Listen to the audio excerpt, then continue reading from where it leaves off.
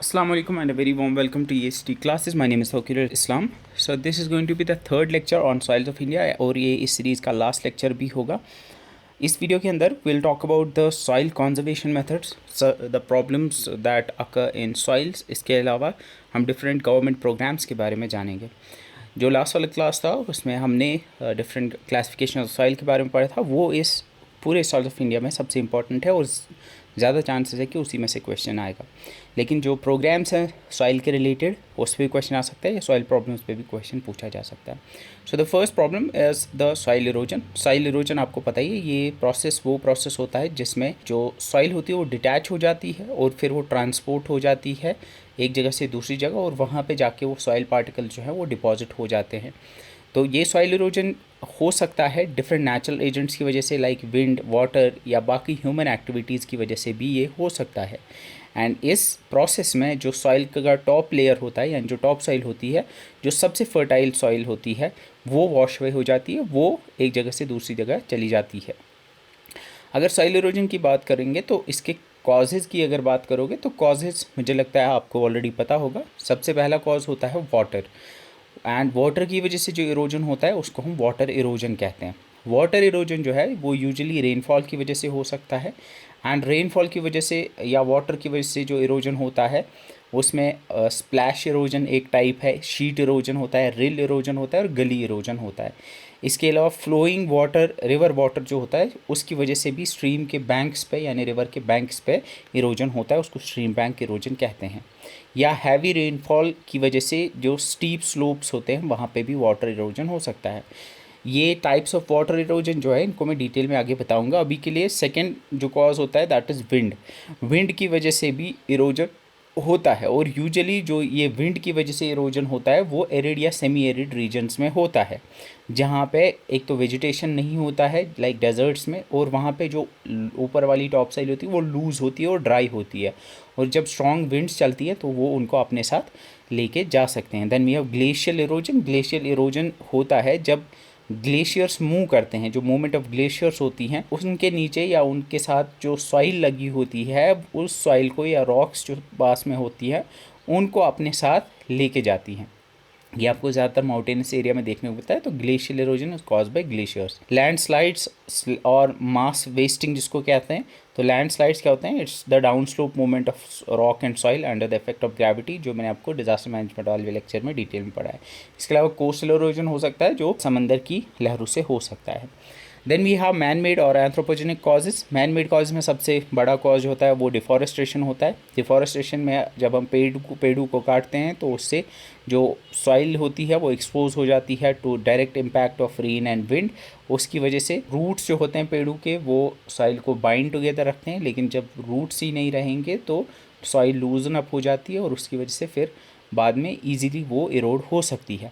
Second is over grazing. जब excessive grazing होती है, जब ज़्यादा लाइव स्टॉक जो है ऊपर वाली घास को खा जाते हैं तो उससे क्या होता है, उससे भी सेम इफ़ेक्ट होता है. सॉइल कंपैक्शन कम होता है एंड उसकी वजह से इरोजन बढ़ता है. Then we have faulty agricultural practices. Like अगर प्लॉ करेंगे हम अलोंग द स्लोप, अगर कहीं पे स्लोप है फॉर एग्जांपल, तो हम जैसे ऊपर से नीचे की तरफ प्लॉ करेंगे इंस्टेड ऑफ कॉन्टोर प्लॉइंग. वो हम आगे देखेंगे. कॉन्टोर प्लॉइंग एक मेजर होता है जिससे इरोजन बचता है. लेकिन अगर हम ऐसे इमेजिन करो कि कहीं पे स्लोप है और ऊपर से नीचे की तरफ एक नाली आ रही है उस स्लोप पे, तो अगर उसी डायरेक्शन में जैसे नाली आ रही है ना वैसे ही अगर हम प्लॉइंग करेंगे तो उससे इरोजन बढ़ता है. इंस्टेड अगर हम कॉन्टोर प्लॉइंग करेंगे यानी हम हॉरिजॉन्टल डायरेक्शन में प्लॉ करेंगे, उसको कॉन्टोर प्लॉइंग कहेंगे. उस कॉन्टोर प्लॉइंग की वजह से जो है बचता है इरोजन नहीं होता है. लेकिन अगर हम अलोंग द स्लोप यानी अप एंड डाउन, ऊपर नीचे की तरफ अगर हम प्लॉइंग करेंगे तो वो एक फॉल्टी एग्रीकल्चरल प्रैक्टिस है, उससे इरोजन बढ़ता है. शिफ्टिंग एग्रीकल्चर जिसको जूम एग्रीकल्चर भी कहते हैं, जूम कल्टीवेशन जो हमने पढ़ा है हिली एरियाज़ में, जहाँ पे कहीं भी एग्रीकल्चर या कोई क्रॉप प्रोड्यूस होता है जैसे ही वो ख़त्म होता है तो उसका जो बचता है उसको जला देते हैं, या कहीं पे देयर इज सम एरिया वहाँ पे वो जला देते हैं उसको. उस प्रोसेस को जूम कल्टीवेशन मैंने क्रॉप्स वाले वीडियो में डिटेल में पढ़ाया हुआ है. तो जूम कल्टीवेशन में भी इरोजन, उससे भी इरोजन बढ़ता है. इसके अलावा growing crops that do not provide adequate ground cover. ऐसे क्रॉप्स जो कि ग्राउंड को प्रॉपरली कवर नहीं कर पाते, जिनमें लाइक पानी नीचे आ सकता है और जिनमें इरोजन हो सकता है, उनकी वजह से भी इरोजन हो सकता है. अगर इंटेंसिव फार्मिंग की जाए यानी बहुत ज़्यादा कल्टीवेशन की जाए और प्रॉपर सॉइल कंजर्वेशन मेथड्स को फॉलो ना किया जाए, इससे भी हो सकता है। कंस्ट्रक्शन एक्टिविटीज से भी इरोजन होता है, यूजुअली रोड कंस्ट्रक्शन या बिल्डिंग कंस्ट्रक्शन या माइनिंग की वजह से जो आसपास की लैंड सरफेस होती है वो डिस्टर्ब हो जाती है, उसकी वजह से भी इरोजन होता है। इम्प्रॉपर लैंड यूज़, अगर हम स्टीप स्लोप्स पे या मार्जिनल लैंड्स पे कल्टीवेशन करेंगे विदाउट एडुकेट कंजर्वेशन मेथड्स, तो वहाँ पे भी इरोजन हो सकता है।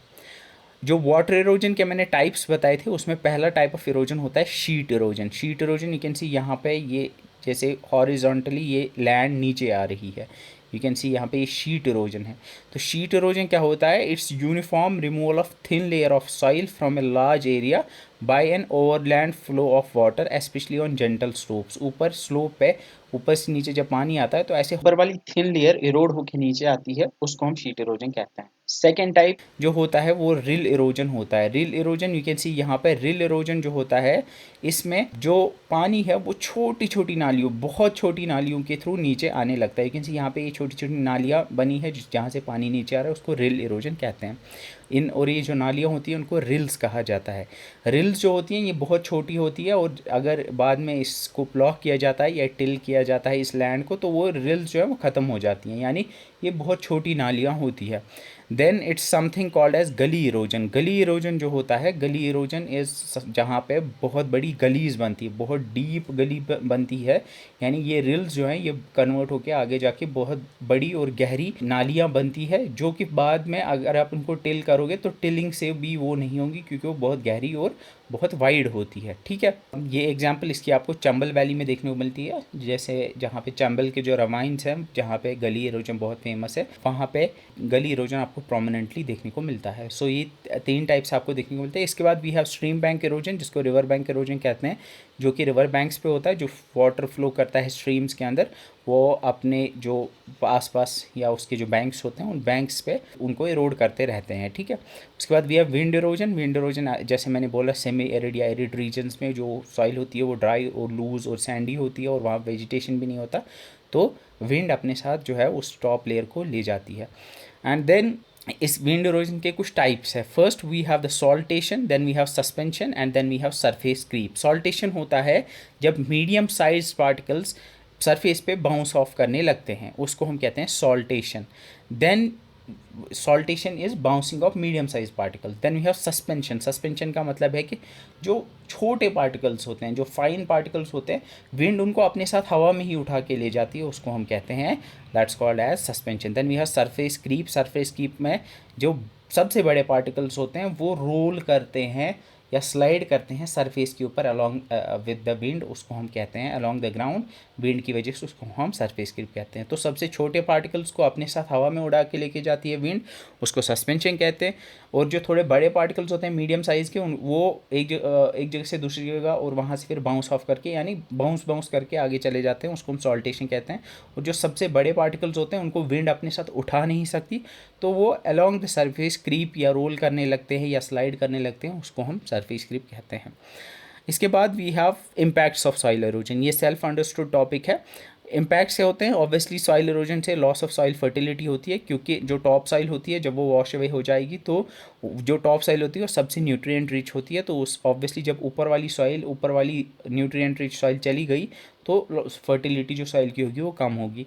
सेकेंड इज़ इसकी वजह से डेजर्टिफिकेशन हो सकता है। डेजर्टिफिकेशन का मतलब होता है कि जब लैंड जो है वो डेजर्ट लाइक कंडीशंस, जब वो डेजर्ट लाइक बन जाए, जहाँ पे अगर कहीं पे लैंड है जो यूजुअली एरिड या सेमी एरिड रीजन्स में या सब ह्यूमिड एरियाज़ में जो लैंड होती है वो डेजर्ट में कन्वर्ट हो जाए, सिंपल टर्म्स में अगर हम कहेंगे तो उसको हम डेजर्टिफिकेशन कहेंगे। Then we have increase flooding. जब टॉप साइल ऊपर से उठ जाती है तो उससे क्या होता है कि जो वाटर इन्फिल्ट्रेशन कैपेसिटी होती है इरोडेड सॉइल्स की वो कम होती है, यानी पानी सरफेस के अंदर नहीं जाता है। इस वजह से क्या होता है कि जब बारिश होती है या पानी आता है तो वो सरफेस के ऊपर से ही चला जाता है, उसको सरफेस रन ऑफ कहते हैं, एंड उसकी वजह से फ्लड आ सकते हैं। यूजुअली जो टॉप साइल होती है उस जो ऊपर से पानी आता है उसको एब्जॉर्ब करता है, लेकिन जब टॉप साइल ही उड़ गई तो फिर पानी ज़मीन के नीचे सोख नहीं होता है, तो उससे फ्लड आ सकते हैं, फ्लड्स के चांसेस बढ़ते हैं। Then we have siltation of reservoirs and water bodies. Eroded eroded particles जो होते हैं यूजुअली रिवर्स अगर अपने साथ लेके जाते हैं या इरोड करके जो जाते हैं, वो रेजर्वायर्स या डैम्स या रिवर्स में उनसे सिल्टेशन होती है। सिल्टेशन का मतलब नीचे एक लेयर बन जाती है, उस इरोडेड जो भी सेडिमेंटेशन आती है वो डिपॉजिट हो जाती है नीचे, एंड उससे वो ऑब्वियसली जब सिल्टेशन हो जाएगी तो वाटर क्वालिटी पे भी असर पड़ेगा, वो जो उस डैम की वाटर स्टोरेज कैपेसिटी है वो कम होगी, एंड ऑब्वियसली लाइफ स्पैन भी कम होता है। Then damage to infrastructure, soil erosion से रोड्स, बिल्डिंग्स, ब्रिज जो है वो डैमेज हो सकते हैं। ग्राउंड वाटर रिचार्ज जो है वो रिड्यूस होता है। क्यों होता है रिड्यूस? ऑलरेडी जैसे मैंने ऊपर बोला कि जो वाटर पर्कुलेशन होती है वो कम होती है, यानी इन्फिल्ट्रेशन जो होती है, यानी जो पानी नीचे सोक हो जाता है ज़मीन के अंदर, वो कम होता है इरोजन की वजह से। तो उस वजह से जो पानी नीचे जाता है वो फिर ग्राउंड वाटर की फॉर्म में नीचे सेव रहता है। लेकिन अगर कम पानी नीचे जाएगा तो ऑब्वियसली ग्राउंड वाटर रिचार्ज भी कम होगा। इससे loss of habitat and biodiversity भी होता है, एंड इकोनॉमिक लॉसेस भी होते हैं। इकोनॉमिक लॉसेस होते हैं क्योंकि एग्रीकल्चरल आउटपुट कम होता है, एंड ऑब्वियसली फिर और कॉस्ट हमें लैंड को रिक्लेम करने में या फ्लड कंट्रोल या बाकी एक्टिविटीज़ में और पैसा खर्च करना पड़ता है, तो इकोनॉमिक लॉसेस होते हैं। रीजन्स जिनमें सबसे ज़्यादा सॉइल इरोजन होता है इंडिया में, फर्स्ट थे हिमालयन रीजन। हिमालयन रीजन में स्टीप स्लोप्स हैं, रेनफॉल हैवी होता है, डिफॉरेस्टेशन भी होता है, तो कंस्ट्रक्शन अगर वहाँ होता है तो उस वजह से उन रीजन्स में हमें ज़्यादा देखने को मिलता है सॉइल इरोजन। इसके अलावा छोटा नागपुर प्लेट्यू, मालवा प्लेट्यू, हमें शीट और गली इरोजन देखने को मिलता है क्योंकि वहाँ पे भी अनड्यूलेटिंग टोपोग्राफी है, यहाँ वहाँ पे भी को थोड़ा स्लोप्स देखने को मिलते हैं, और रेनफॉल पैटर्न्स भी वहाँ पे मतलब रेनफॉल भी अच्छा खासा होता है, तो उस वजह से वहाँ होता है। देन चंबल वैली मध्य प्रदेश के अंदर और बाकी रवाइन लैंड्स में बहुत ज़्यादा गली इरोजन हमें देखने को मिलता है। शिवालिक के फुट हिल्स में भी इरोजन होता है। इसके अलावा एरिड और सेमी एरिड रीजन्स में हमें विंड इरोजन देखने को मिलता है, जो राजस्थान, गुजरात और पंजाब और हरियाणा के कुछ पार्ट्स में भी देखने को मिलता है। कोस्टल एरियाज़ में हमें कोस्टल इरोजन देखने को मिलता है due to the wave action and storm surges, और जहाँ पे नॉर्थ ईस्ट इंडिया में जहाँ शिफ्टिंग कल्टिवेशन या जूम कल्टिवेशन होता है वहाँ पे हमें इरोजन देखने को मिलता है। Then we have the concept of soil degradation. Soil degradation जो है ये एक ब्रॉडर कॉन्सेप्ट है। इसका मतलब होता है ओवरऑल सॉइल की क्वालिटी जो है उसमें डिक्लाइन आना, और जो सॉइल की एसेंशियल फंक्शंस हैं उनकी कैपेसिटी में कमी होना। लाइक सॉइल की जो एसेंशियल फंक्शन है दैट इज़ ये सपोर्ट करती है प्लांट ग्रोथ को, वाटर को रेगुलेट करती है, पोल्यूटेंट्स को फिल्टर करती है, या बाकी और इसकी जो एसोसिएटेड फंक्शंस हैं उनमें अगर कमी आती है उसको हम सॉइल डिग्रेडेशन कहते हैं। तो सिंपल टर्म्स में हम कह सकते हैं कि सॉइल की क्वालिटी अगर कम होगी उसको हम कहेंगे सॉइल डिग्रेडेशन, और ये soil degradation natural as well as human processes की वजह से होता है। एंड सॉइल डिग्रेडेशन का ही एक टाइप या एक फॉर्म जो है वो आपका सॉइल इरोजन है। तो सॉइल मेजर सॉइल डिग्रेडेशंस की अगर बात करेंगे तो फर्स्ट इज सॉइल इरोजन जो ऑलरेडी हमने डिस्कस किया। सेकंड इज़ जिसको हम कहेंगे सैलिनाइजेशन और एंड एल्कनाइजेशन। ये हमने ऑलरेडी देखा था जब हमने सैलाइन सॉइल्स के बारे में पढ़ा था। तो सैलिनाइजेशन का मतलब होता है कि जब एक्सेस सॉल्ट्स या अगर एक्सेस सोडियम जमा हो जाए, एक्यूमुलेट हो जाए सॉइल पे, तो उसको हम अगर सॉल्ट्स जमा हो जाए तो उसको हम सैलिनाइजेशन कहेंगे। अगर सोडियम एक्यूमुलेट हो जाए तो उसको हम एल्कनाइजेशन या सोडिफिकेशन कहते हैं। एंड इसकी वजह से सॉइल इनफर्टाइल हो जाती है। और ये होता क्यों है? यूजुअली हमने देखा था ये वाटर लॉग्ड एरियाज़ में होता है जहाँ पे पुअर इरिगेशन प्रैक्टिसेस होती हैं, जहाँ इनएडिक्वेट ड्रेनेज होता है, या अगर कहीं पे सैलाइन वाटर या सी वाटर जो है उसको यूज़ किया जाता है या सी वाटर आ जाता है एग्रीकल्चर लैंड में, वहाँ पे एक लेयर बन जाती है, वहाँ सैलिनाइजेशन या एल्कनाइजेशन हो सकती है। अगर सॉइल में बहुत टाइम तक पानी जमा होता है तो उसकी वजह से एनारोबिक कंडीशंस वहाँ बनती हैं, एंड उसकी वजह से एरेशन भी कम होती है, एंड ऑब्वियसली जो सॉइल के माइक्रो ऑर्गेनिजम्स वो डिकम्पोज नहीं कर पाते हैं जो वहाँ पे ऑर्गेनिक मैटर होता है उसको। तो इन सारी प्रैक्टिस, इस सारी वाटर लॉगिंग सिचुएशन से ओवरऑल सॉइल की जो हेल्थ है या क्वालिटी है वो डिग्रेड हो जाती है। Then we have nutrient depletion. Nutrient depletion का मतलब होता है कि सॉइल के अंदर के न्यूट्रिएंट्स जो है अगर वो कम होते हैं उसको हम सॉइल न्यूट्रिएंट डिप्लीशन कहते हैं। एंड न्यूट्रिएंट्स कम होते हैं यूजुअली अगर हम ज़्यादा इंटेंसिव क्रॉपिंग करेंगे या कंटिन्यूस क्रॉपिंग करेंगे विदाउट रिप्लेनिशमेंट, लीचिंग या इरोजन की वजह से ये हो सकता है। यानी अगर हम ज़्यादा कहीं पे इंटेंसिव एग्रीकल्चर कर रहे हैं, बहुत ज़्यादा जो है क्रॉप वहाँ पे कल्टीवेट कर रहे हैं, तो ऑब्वियसली जितना हम ज़्यादा कल्टीवेट करेंगे उतना जो वहाँ पे न्यूट्रिएंट्स होंगे वो कंज्यूम होंगे। अगर हम उन न्यूट्रिएंट्स को रिप्लेनिश नहीं करेंगे, यानी उन किसी तरह से हम वो ऐड नहीं करेंगे बैक टू द सॉइल, तो ऑब्वियसली न्यूट्रिएंट डिप्लीशन होगा। Then we have soil pollution या सॉइल कंटेमिनेशन जिसको कहते हैं। इसका मतलब होता है जब सॉइल के अंदर हार्मफुल सब्सटेंसेज ऐड होते हैं। फॉर एग्जांपल अगर industrial waste like heavy metals या टॉक्सिक केमिकल्स अगर सॉइल के साथ मिल जाते हैं तो इसको हम सॉइल कंटेमिनेशन कहते हैं। या एग्रीकल्चरल केमिकल्स जो हम पेस्टिसाइड्स या फर्टिलाइजर्स यूज़ करते हैं तो वो सॉइल के साथ मिल जाते हैं, तो उसकी वजह से भी सॉइल कंटेमिनेशन या सॉइल पोल्यूशन होता है। या जो म्यूनसिपल सॉलिड वेस्ट या सीवेज होता है वो अगर सॉइल में मिल जाता है तो उसकी वजह से भी सॉइल पोल्यूशन होता है। Then we have soil compaction.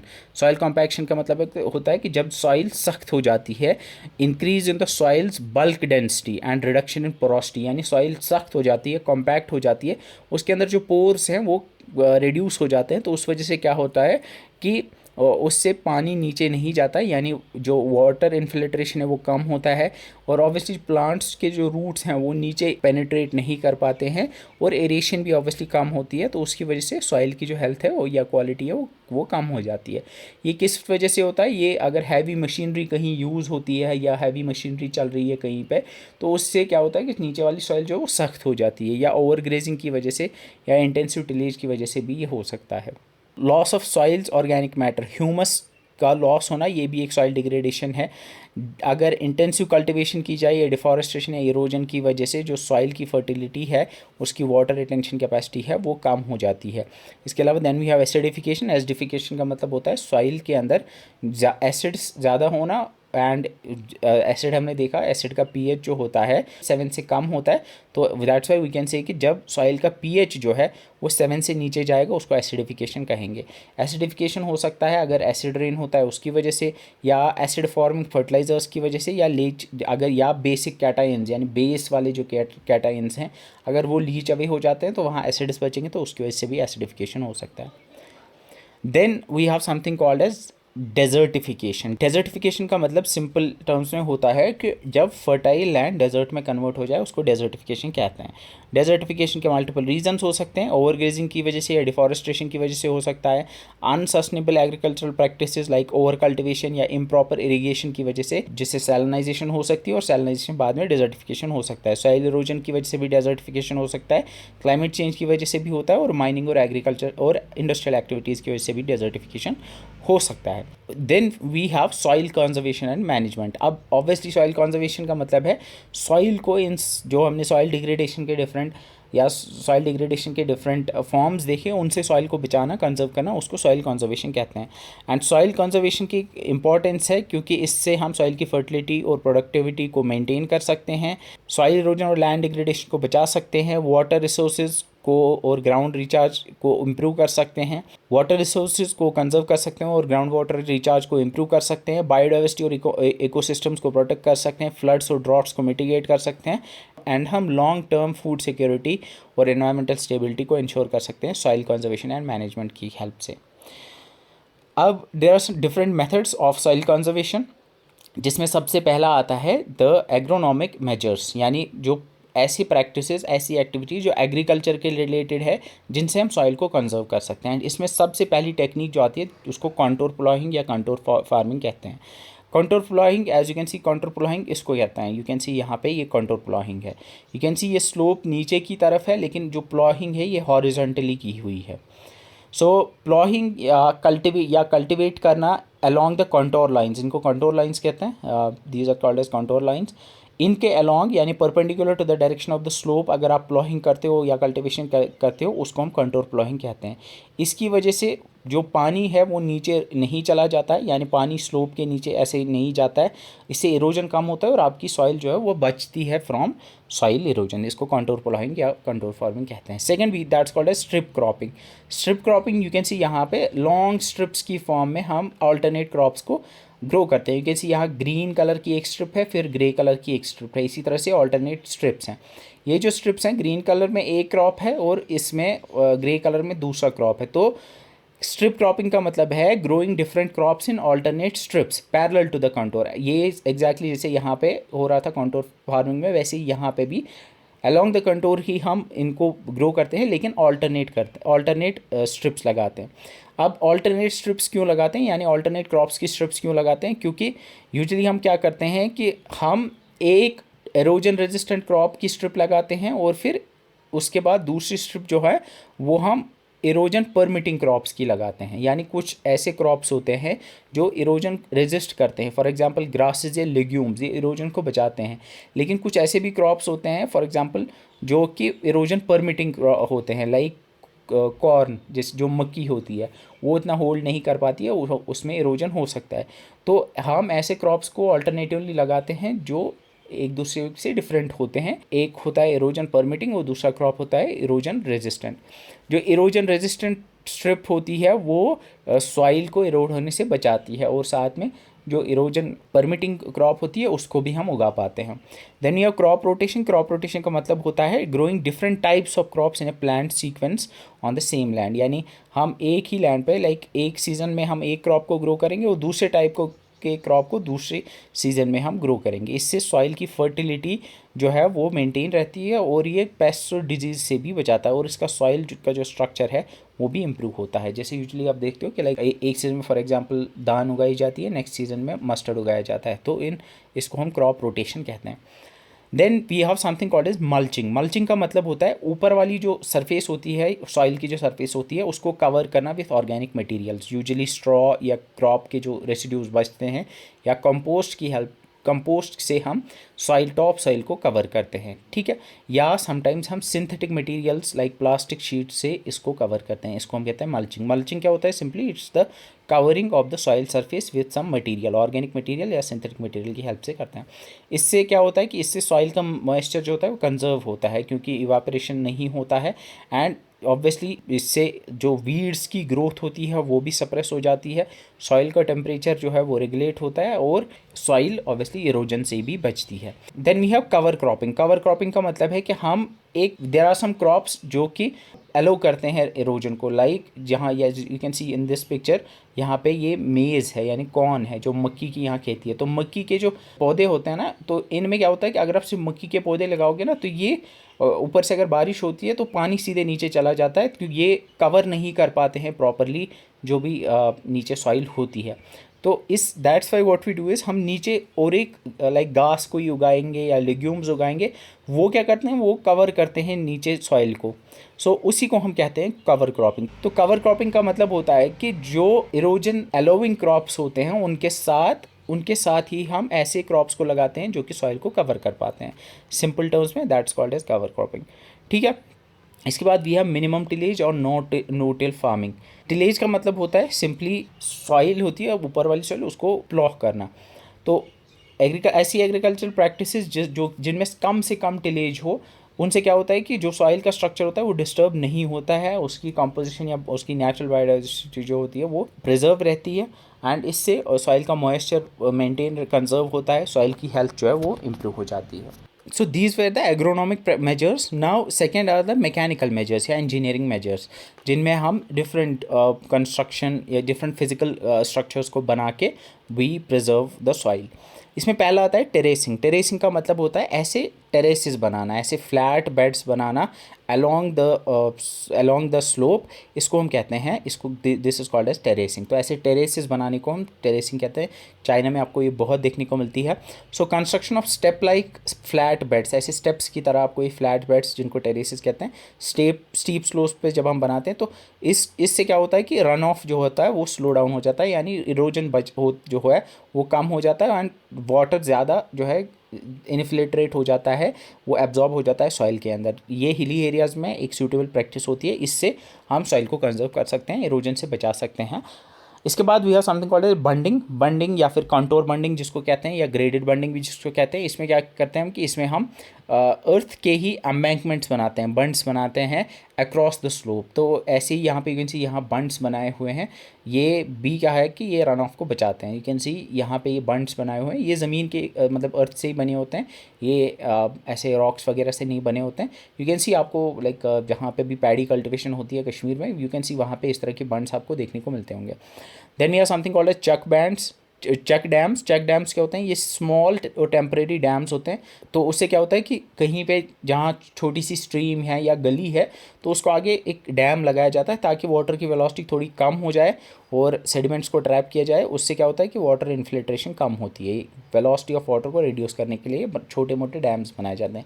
Then we have गली प्लगिंग में यू कैन सी यहाँ पे ये गली है एंड जब बारिशें होती है तो इन गलीज़ में पानी भर जाता है, तो इस वजह से यहाँ पे इसको प्लग किया जाता है आगे। यहाँ पे ये भी एक तरह का छोटा डैम बनता है, इसको हम गली प्लगिंग कहते हैं। Then we have construction of waterways और डाइवर्जन ड्रेन्स। तो अगर एक्सेस रन ऑफ कहीं पे आता है तो यूजुअली आपने देखा होगा अपने खेत में भी, तो वहाँ पे छोटी मोटी हम नालियाँ बनाते हैं। तो वो नालियाँ क्या करती हैं कि वो drains excess run off water को ड्रेन अवे करती हैं।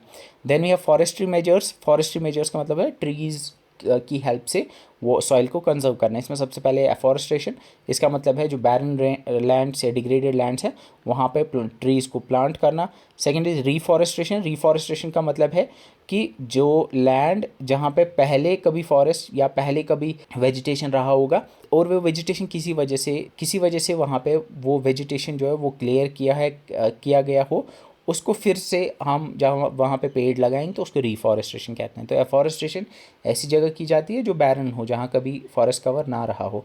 लेकिन रिफॉरेस्टेशन ऐसी जगह पे किया जाता है जहाँ पहले रहा हो कभी वेजिटेशन, किसी वजह से उसको रिमूव किया गया हो और अब आप फिर से अगर आप पेड़ लगाओ तो उसको रिफॉरेस्टेशन कहते हैं।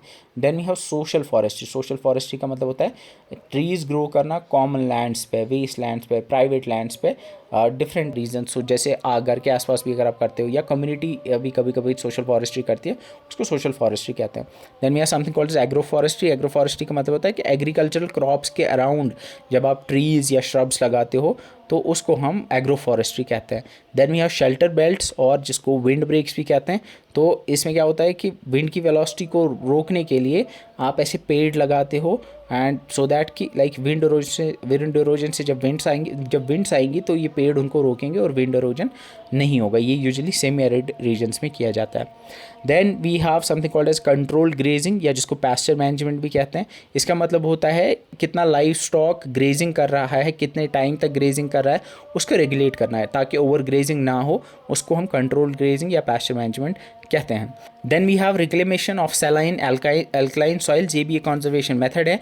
ये इसका मतलब होता है जो सैलाइन या एल्कलाइन सॉइल्स है उनको रिक्लेम करना, उनको फिर से एग्रीकल्चर के लिए सूटेबल बनाना। ये हम कैसे कर सकते हैं? ऑब्वियसली ड्रेनेज को अगर इम्प्रूव करेंगे, सैलाइन सॉइल्स बनती ही इसलिए है क्योंकि वहाँ पे ड्रेनेज नहीं होती है। या सेकेंड मेथड जो हमने ऑलरेडी देखा भी था कि जो एक्सेस सॉल्ट्स है वो उसको वॉश अवे करना या लीच अवे करना गुड क्वालिटी वाटर के साथ। इसके अलावा जिप्सम को या लाइम को ऐड करना, उससे भी हम सॉइल की एल्कलिनिटी को कम कर सकते हैं। जिप्सम यूज़ होता है एल्कलाइन सॉइल्स या सोडिक सॉइल्स को जो है उनकी एल्कलिनिटी को कम करने के लिए, और लाइम यूज़ होता है एसिडिक सॉइल्स की एसिडिटी को कम करने के लिए। ये दो इंपॉर्टेंट याद रखना, जिप्सम एंड लाइम ये यूज़ होते हैं एल्कलाइन और एसिडिक सॉइल्स के लिए। इसके अलावा सॉल्ट टॉलरेंट क्रॉप्स को ग्रो करना एंड एडिंग ऑर्गेनिक मैटर और मैन्योर, इनसे हम सॉइल सैलिनिटी को रिक्लेम कर सकते हैं। Then we have to learn about some government initiatives and programmes जो सॉइल हेल्थ एंड कंजर्वेशन के रिलेटेड है। इसमें सबसे पहले एक सॉइल हेल्थ कार्ड स्कीम है जो 2015 में लॉन्च हुई थी। देन इसके बाद national mission for sustainable agriculture है NMSA। Then we have Pradhanmantri Krishi Sinchai Yojana, and then we have watershed management programme, and then we have जिसमें आपका इंटीग्रेटेड वाटरशेड मैनेजमेंट प्रोग्राम जो अब PMKSY का ही पार्ट है। Then we have national afforestation programme. सबसे पहले आपकी आती है soil health card scheme SHCS। Soil health card scheme को 2015 के अराउंड जो इंट्रोड्यूस किया गया था, एंड इसका मकसद था फार्मर्स को उनकी सॉइल के बारे में, उनके सॉइल के न्यूट्रिएंट स्टेटस के बारे में इंफॉर्मेशन देना, ताकि उनको वो जो भी डिसीजंस ले, लाइक कौन सा फर्टिलाइज़र हमें यूज़ करना है, कौन सा इंसेक्टिसाइड यूज़ करना है, उसके बारे में वो ऐसे डिसीजंस ले पाए जो इन्फॉर्म डिसीजंस हो। एंड जब फार्मर्स को पता होगा कि मेरे इस सॉइल के अंदर इस न्यूट्रिएंट की कमी है, तो वो वही वाला न्यूट्रिएंट या वही वाला फर्टिलाइज़र यूज़ करेगा अपनी सॉइल के अंदर। एंड इस स्कीम का एक इम्पॉर्टेंट कंपोनेंट था soil health and fertility scheme, जो राष्ट्रीय कृषि विकास योजना के अंडर आती है। इस स्कीम में हर फार्मर को सॉइल हेल्थ कार्ड्स दिए जाते थे।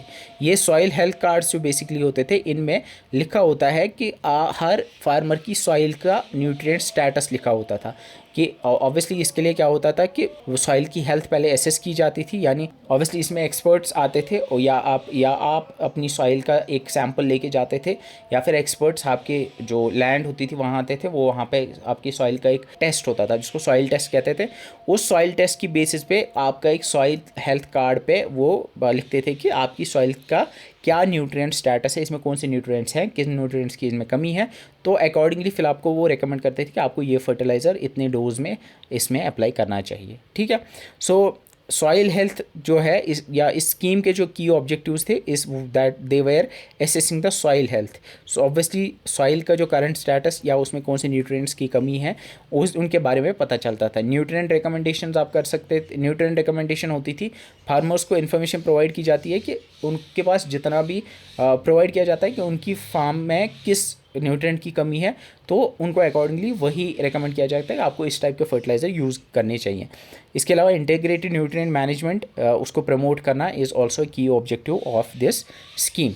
ये कैसे काम करता था, जैसे मैंने ऑलरेडी बोला कि सबसे पहले सॉइल सैंपल्स को कलेक्ट किया जाता था डिफरेंट लोकेशंस पे, उसको सॉइल टेस्टिंग लैब्स के अंदर कुछ पैरामीटर्स पे जो है टेस्ट किया जाता था, यानी उस सॉइल का pH, electrical conductivity, organic carbon content, available nutrients, ये सारे जो है इवैल्यूएट किए जाते थे। उसकी बेसिस पे उस एनालिसिस की बेसिस पे, उस सॉइल टेस्ट की बेसिस पे सॉइल हेल्थ कार्ड बनाया जाता था जो फार्मर को दिया जाता था, जिसमें लिखा होता था कि सॉइल की क्या कंडीशंस हैं। एंड इसके लिए जो फार्मर्स हैं वो कृषि विज्ञान केंद्र KVK जो लगभग हर डिस्ट्रिक्ट में, या कृषि सखीज होते हैं, या इसके अलावा या जो एग्रीकल्चर यूनिवर्सिटीज़ हैं वहाँ पे भी जाके वो सॉइल टेस्ट करवा सकते थे। इसके बाद we have national mission for sustainable agriculture. ये एक की इनिशिएटिव है जो इंडिया के national action plan on climate change NAPCC के अंडर आता है। एंड इसका प्राइमरी गोल है इंडियन एग्रीकल्चर को ज़्यादा productive, sustainable and climate resilient बनाना। ये अचीव किया जाएगा by promoting location specific integrated farming systems, soil and moisture conservation and efficient water management. इसके की ऑब्जेक्टिव्स की अगर हम बात करेंगे, first is enhancing productivity. National mission for sustainable agriculture का जो सबसे प्राइमरी ऑब्जेक्टिव है वो प्रोडक्टिविटी को इम्प्रूव करना है, एग्रीकल्चरल आउटपुट को बढ़ाना है। सेकेंड इज क्लाइमेट रेजिलियंस को बेहतर बनाना, यानी एग्रीकल्चर को ज़्यादा अडेप्टेबल बनाना ताकि क्लाइमेट चेंज के इम्पैक्ट्स उन पर कम हो। देन रिसोर्स कंजर्वेशन, यानी सॉइल और वाटर जैसे रिसोर्सेज को कंजर्व करना, इंटीग्रेटेड फार्मिंग सिस्टम्स को एनकरेज करना। इसके अलावा soil health management is also one of the key objectives of national mission for sustainable agriculture. इसके मेजर कंपोनेंट्स की अगर बात करोगे तो first component is soil health management, जिसमें सॉइल टेस्टिंग और बैलेंस फर्टिलाइजर यूज जैसी प्रैक्टिसेस आती हैं। Then we have on farm water management. On farm water management is the next component of the National Mission for Sustainable Agriculture. ये focus करता है improving the efficiency of water use in lands like micro irrigation या drip irrigation या sprinkler irrigation जैसी practices से जो farm पे water use होता है उसको प्रॉपरली मैनेज किया जाए ताकि हम कम से कम वाटर यूज़ कर पाए और ज़्यादा से ज़्यादा प्रोडक्टिविटी हासिल कर पाए। Then there is something called rain fed area development. इसका मकसद है to improve the productivity in rain fed areas, यानी ऐसे एरियाज़ जहाँ पे पानी सिर्फ बारिश से आता है, उन एरियाज़ की development is also one of the components of national mission for sustainable agriculture. Then climate change adaptation and mitigation is also one of the key components of the national mission for sustainable agriculture. इसका मकसद है कि climate resilient practices को agriculture में use करना। Then we have the Pradhanmantri Krishi Sinchai योजना, जिसको prime ministers irrigation scheme भी कह सकते हैं। इसको लॉन्च किया गया था ताकि जो वाटर यूज़ होता है एग्रीकल्चर प्रैक्टिस के लिए, उस वाटर यूज़ को एफिशिएंट बनाया जाए डिफरेंट माइक्रो इरिगेशन प्रैक्टिसेस के थ्रू। ये स्कीम एम्फेसाइज करती है micro irrigation techniques like drip irrigation या स्प्रिंकलर इरिगेशन पे, एंड ये वाटर कंजर्वेशन को प्रमोट करती है, मोर क्रॉप पर ड्रॉप। देन इसकी की ऑब्जेक्टिव्स की अगर बात करोगे तो first is increase the irrigation cover, यानी ज़्यादा से ज़्यादा लैंड जो है कल्टिवेबल लैंड वो इरिगेशन के अंडर आ जाए। Improve water use efficiency, obviously जैसे मैंने बोला कि जो वेस्ट होता है वाटर इरिगेशन में उस वेस्ट वाटर को कम किया जाए। इसके अलावा promoting sustainable water management and enhancing farm productivity and income, these are the key objectives of PMKSY। Then इसके कुछ की कंपोनेंट्स है। फर्स्ट इसका कंपोनेंट जो है दैट इज़ हर खेत को पानी। हर खेत को पानी का मतलब है कि जो ऑलरेडी जो प्राइमरी ऑब्जेक्टिव था first one that is increasing the irrigation coverage, वो इंक्रीजिंग द इरिगेशन कवरेज जो है वो इसी कंपोनेंट के अंडर आएगा। देन पर ड्रॉप मोर क्रॉप, इसका मतलब है कि कम पानी यूज़ करके ज़्यादा क्रॉप हम बना पाए, वो यूज़ होगा तब होगा जब हम माइक्रो इरिगेशन टेक्निक्स को यूज़ करेंगे। देन वाटरशेड डेवलपमेंट का मतलब है कि एक तो वाटर को कंजर्व करना और साथ में जो ग्राउंड वाटर रिचार्ज है उसको भी बेहतर बनाना। अगर इसके इम्प्लीमेंटेशन स्ट्रक्चर की बात करेंगे तो ये एक डिसेंट्रलाइज्ड स्टेट लेवल प्लानिंग की बेसिस पे इम्प्लीमेंट होता है। स्टेट्स और डिस्ट्रिक्ट्स, स्टेट प्रिपेयर करते हैं district and state irrigation plans based on local needs, और एक inter ministerial national steering committee और एक नेशनल एग्जीक्यूटिव कमेटी होती है जो कि ओवरऑल इसकी इंप्लीमेंटेशन मॉनिटरिंग को देखते हैं। Then there is something called as integrated watershed management programme. ये एक गवर्नमेंट का प्रोग्राम इनिशिएटिव है जिसका फोकस है इकोलॉजिकल बैलेंस को कंजर्व करना by developing natural resource like soil, water and vegetation in degraded areas.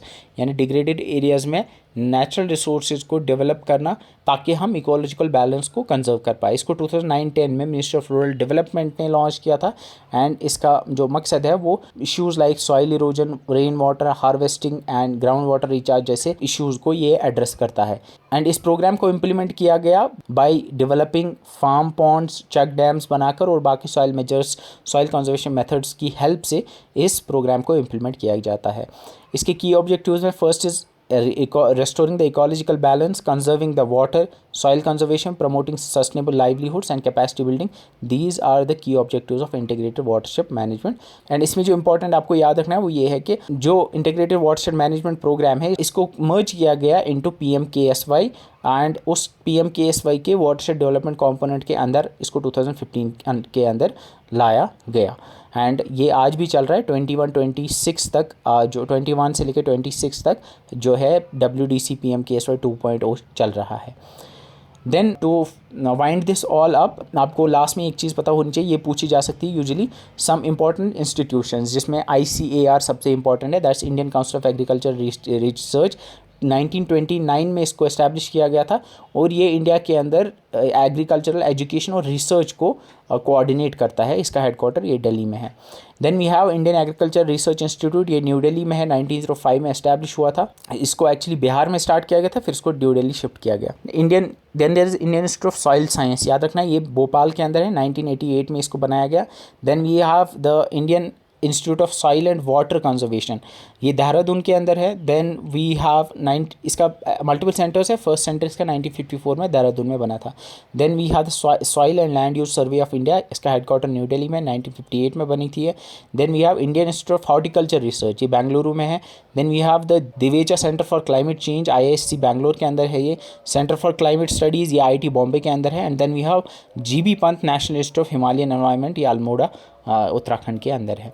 Then we have national environmental engineering research institute Nagpur के अंदर है, ये इंपॉर्टेंट नहीं है लेकिन central soil salinity research institute याद रखना है, ये करनाल हिमाचल प्रदेश के अंदर है। Then we have Indian institute of rice research, ये हैदराबाद के अंदर है। Indian institute of wheat and barley research, ये करनाल के अंदर है, ये हरियाणा में आता है।